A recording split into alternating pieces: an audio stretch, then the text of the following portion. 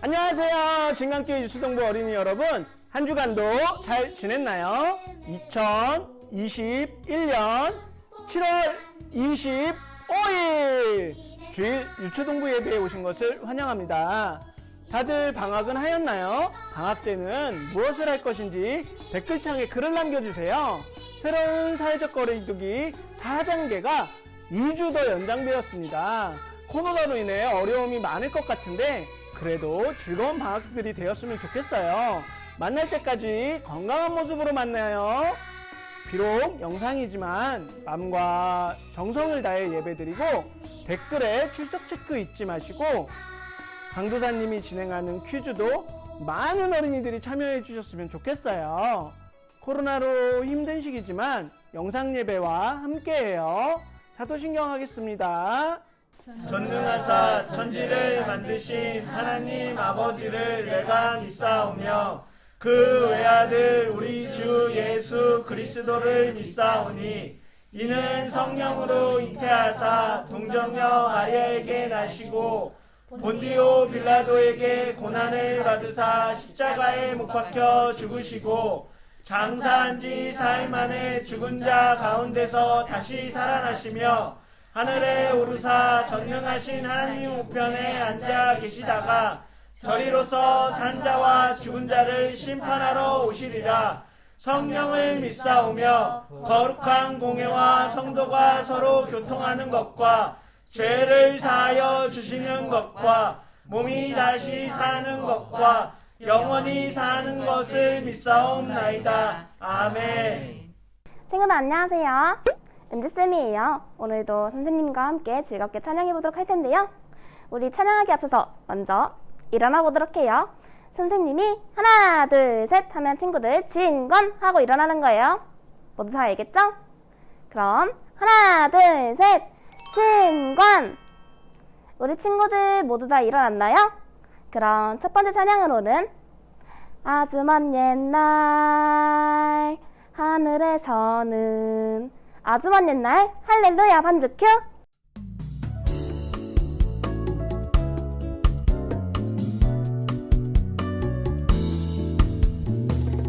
아주 먼 옛날 하늘에서는 당신을 향한 계획이 있었죠. 하나님께서 바라보시며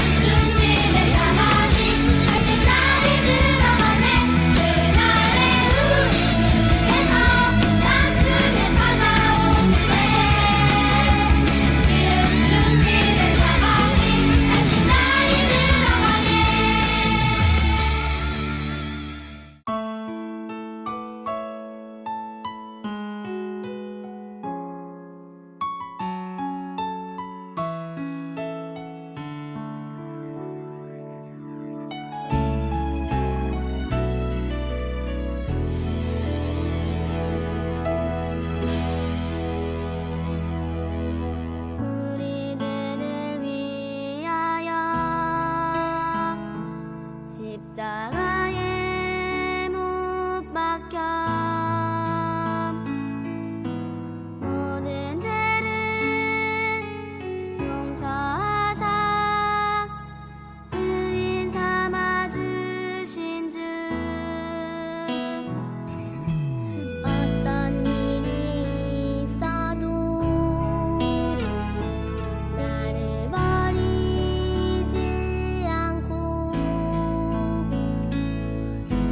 죽기까지 사랑하신 나의 귀한 예수님 내 마음의 한 자리 가장 귀한 그 자리 주 오셔서 앉으소서 주님만 나의 보배 내 마음의 한 자리 가장 귀한 그 자리 주 오셔서 다스리소서 주님만 나의 영광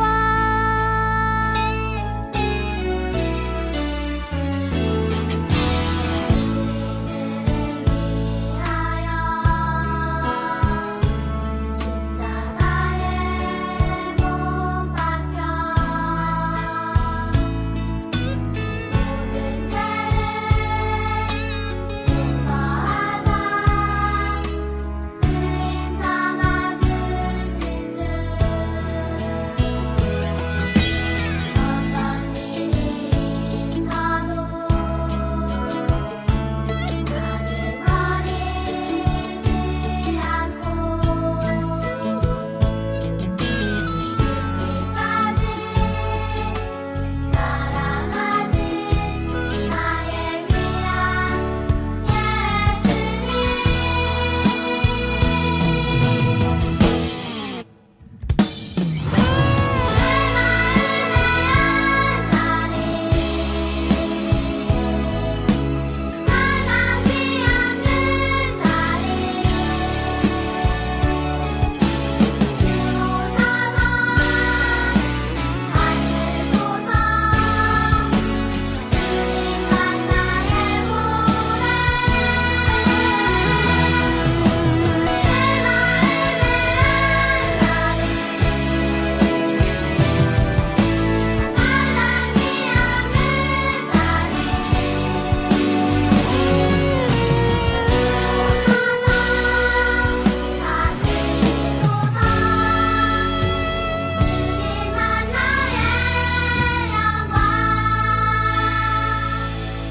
주 오셔서 다스리소서 주님만 나의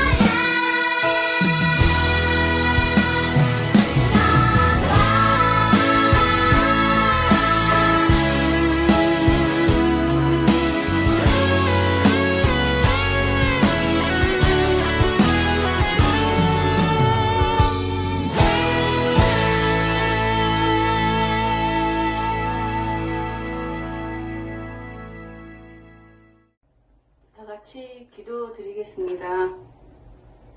우리를 지으시고 인도해 주시는 주님, 코로나와 무더위 속에서도 저희를 지켜주심을 감사드립니다.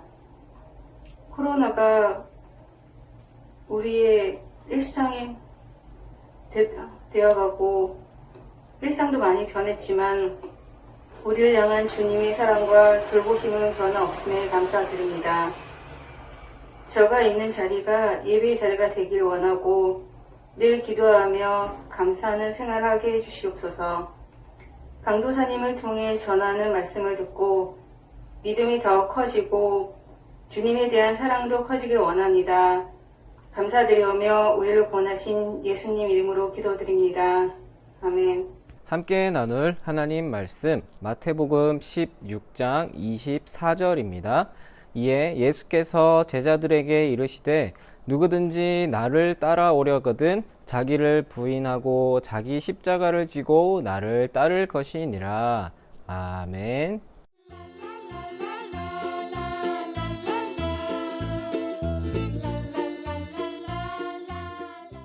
안녕.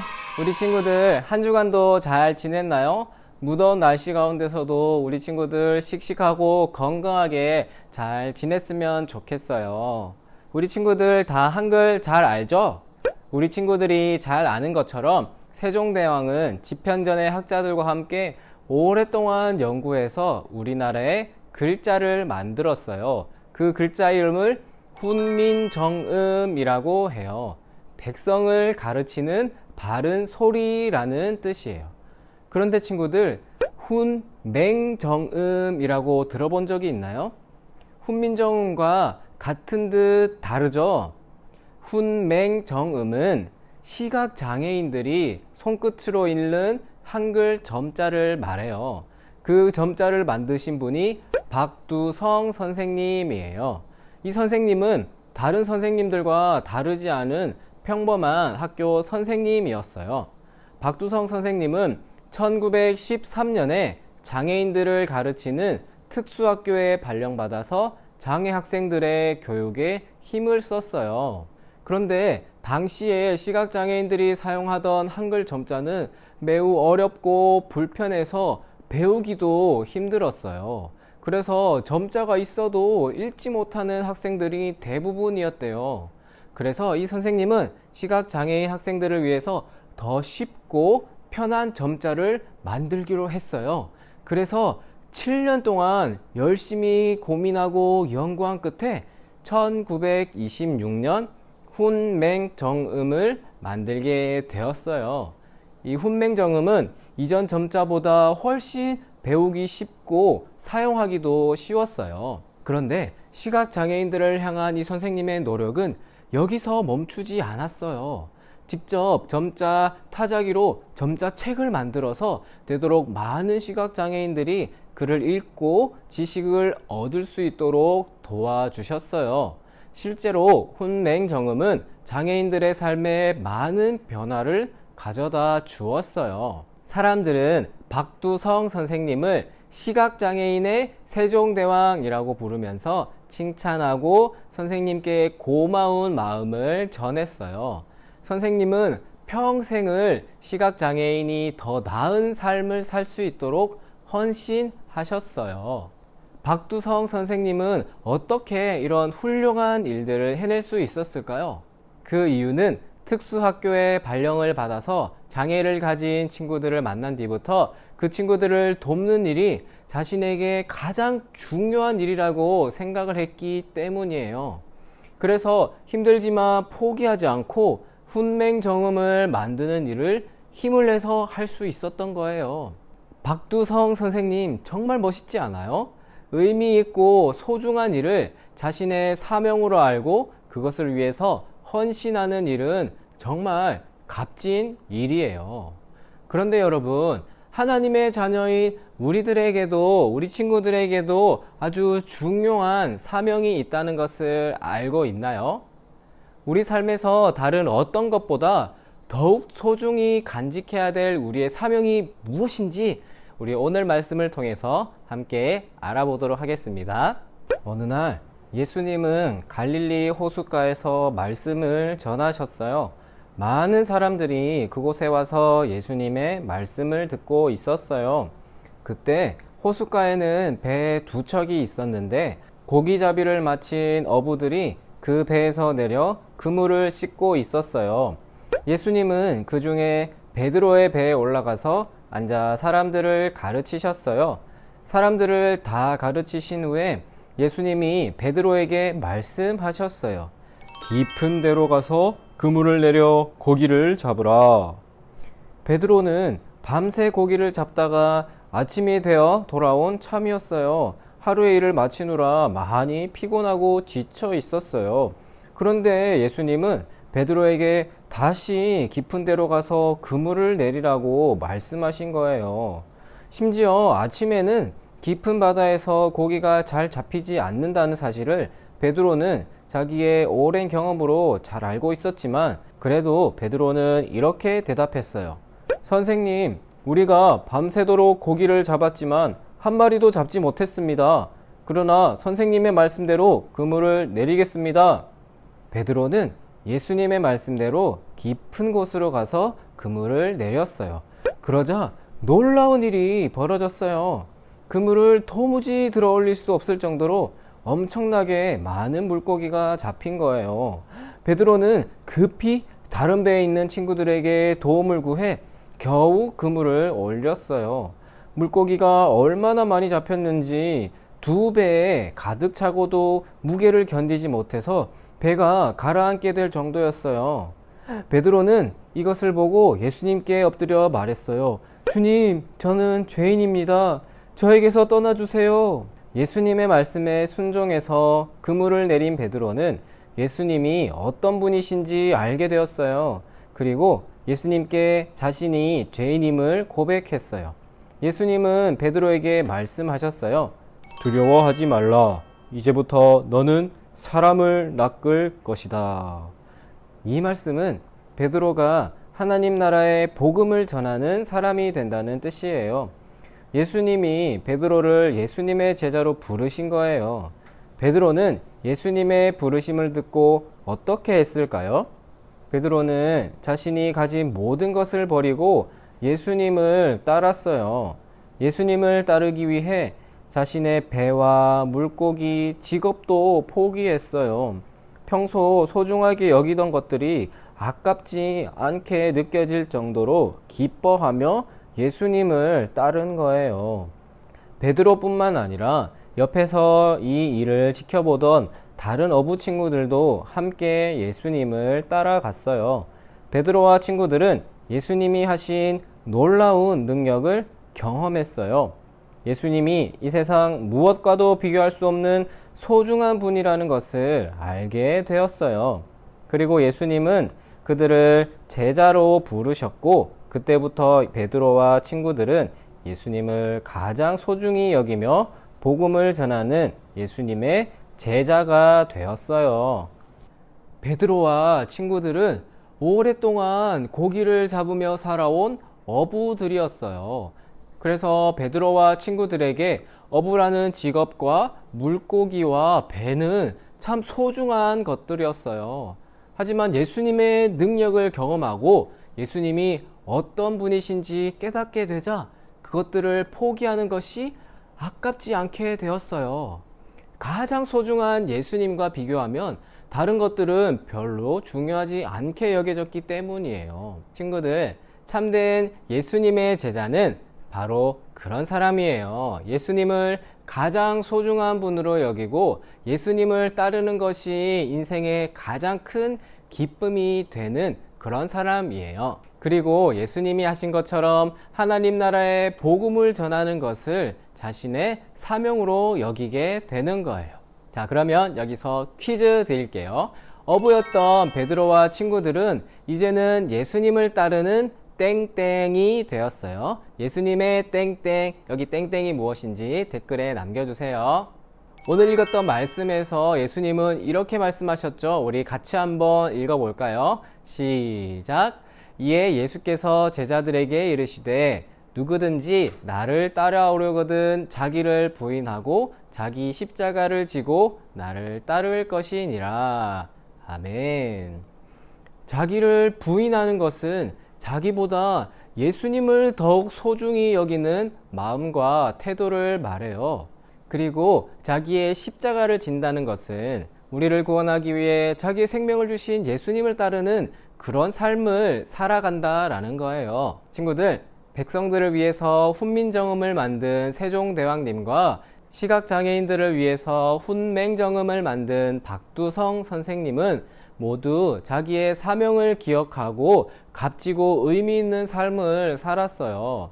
그래서 우리도 예수님을 따르는 제자들이기 때문에 우리에게도 중요한 사명이 있다는 것을 기억해야 돼요. 그 사명은 바로 예수님의 제자로 살아가고 예수님을 따르는 거예요. 우리 친구들이 이 사명을 잘 기억해서 예수님의 제자로 살아가고 또 예수님을 전하는 우리 친구들로부터 많은 사람들이 복음을 전하게 되는 축복의 통로가 되는 우리 친구들이 다 되시기를 바랍니다. 기도하겠습니다. 하나님 아버지 감사합니다. 어부였던 베드로와 친구들을 부르셨던 주님, 그들에게는 어부라는 직업과 배와 물고기는 참 소중한 것들이었지만 그 소중한 것들을 포기하고서도 예수님을 따르는 더욱더 소중한 사명을 가지게 된 것을 우리가 오늘 살펴보았습니다. 하나님, 우리도 우리에게 소중한 것들이 많이 있지만 그 모든 소중한 것들보다도 소중하신 예수님을 기억하며 예수님을 따르는 우리 친구들 다 될 수 있도록 도와주세요. 하나님, 날씨가 많이 덥지만 우리 친구들 건강하게 지켜주시고 다시 만나서 예배드릴 때까지 우리 친구들 하나님의 자녀로서 예수님의 제자로 살아가는 우리 친구들 다 될 수 있도록 도와주세요. 감사합니다. 예수님 이름으로 기도드립니다. 아멘. 하늘에 계신 우리 아버지여, 이름이 거룩히 여김을 받으시오며 나라가 임하시오며 뜻이 하늘에서 이루어진 것 같이 땅에서도 이루어지이다. 오늘 우리에게 일용할 양식을 주옵시고 우리가 우리에게 죄 지은 자를 사하여 준 것 같이 우리 죄를 사하여 주시옵고 우리를 시험에 들게 하지 마시옵고 다만 악에서 구하시옵소서. 나라와 권세와 영광이 아버지께 영원히 쌓옵나이다. 아멘. 자, 오늘도 추첨의 시간이 돌아왔습니다. 오늘은 20명 친구, 많은 친구가 있는데 바로 출발합니다.